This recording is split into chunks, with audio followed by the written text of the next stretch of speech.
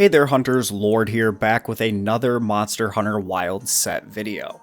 I hope you guys have been enjoying the endgame weapon specific sets so far. However, in today's video, I'm going to be talking about the ultimate comfort set for the endgame of Monster Hunter Wilds. With the endgame being said, I do want to give a slight spoiler warning. As you will see in the title, this build will become available to you after you reach Hunter rank 40. So if you're not yet to that part in the game, or if you're just trying to avoid spoilers until you've had a chance to look at everything for yourself, then definitely consider saving this video to watch later once you feel like you are at a point where you would like to make endgame sets. With that being said, this set features a ton of great skills as well as full customizability to nearly every weapon type in the game, so I'll be showing you guys the basic set, and then we'll be finishing it off with some examples for multiple different weapons. With that being said, let's go ahead and jump straight into the video. So starting off with the armor, this whole set is built around using the 4-piece bonus of the Guardian Arkveld armor called Decimator 2. With hearing that, we're going to be rocking the beta head, chest, arms, and waist, and then I personally really like the Udra Meyergreaves beta and the Chain Charm too, as I think Burst is a very good skill for every weapon in the game except maybe Greatsword. If you're running Greatsword, I'd probably swap out the legs and charm for something like Weakness Exploit or another skill that you might prefer.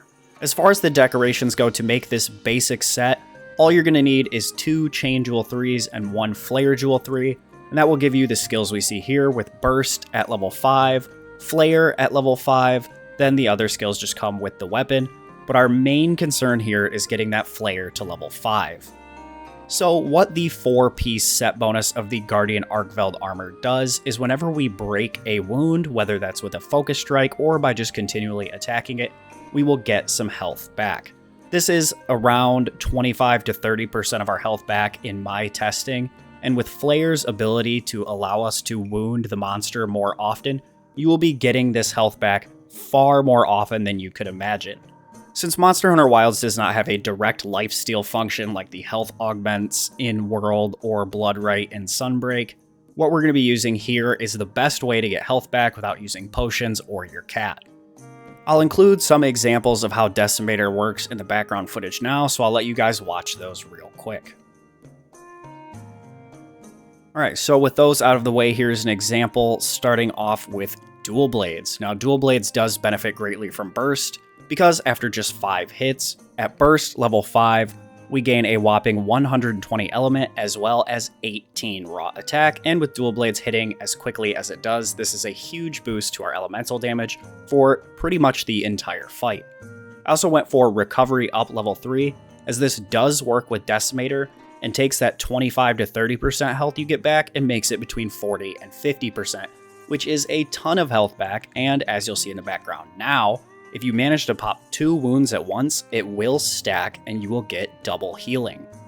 Dual Blades also massively benefits from marathon runners. You can see how I customized this set here. Again, these are not going to be the best sets or the highest damage sets. These are mostly examples of how to use this super comfortable endgame set for your weapon of choice.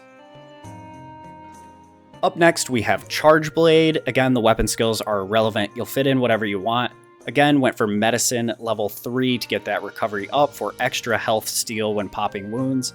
Then I'm a big fan of Divine Blessing, so I slotted in 2 protection, and then this also has a multiplayer example where you'd want to drop in a Shockproof Jewel, so that way you don't get tripped or flinched by your teammates.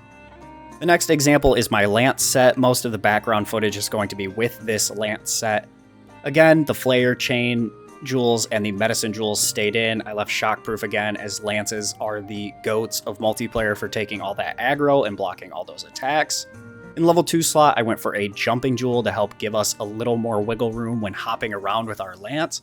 But again, these sets remain mostly the same, so you can customize them to your liking with your level 1 and level 2 slots.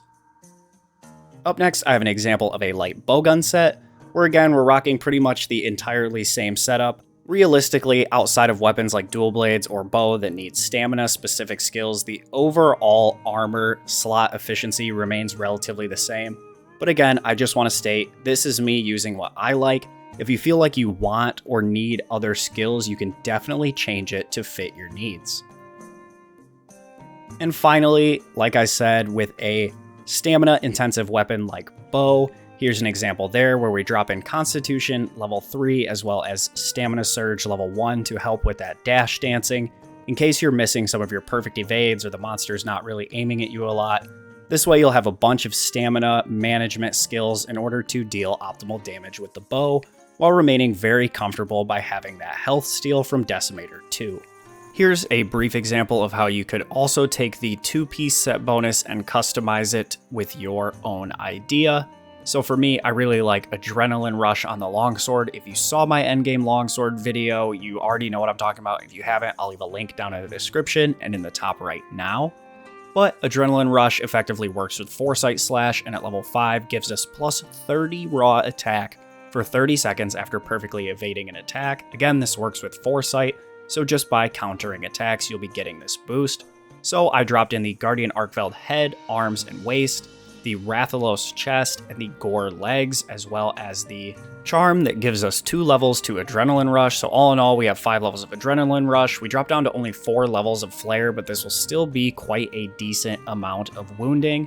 Now, do note that with the 2 or 3 piece, without getting to Decimator 2 of Guardian Arkveld, we're not going to get as much healing from popping wounds, but this is just an example on how you could customize it to really fit in everything you want. You can see we have our damage skills, our wounding skills, as well as Quick Sheath 3. We have 3 levels of Divine Blessing. We have the Flash Jewel to make flashes better. We also fit in Shockproof, as well as another level of Part Breaker. So all in all, if you have the creativity, you can really min-max this set to make it fit exactly how you want it to fit with each weapon you want it to fit in. So yeah, that's really it for this one, guys. It's one armor set. It works incredibly well for pretty much every weapon in the game.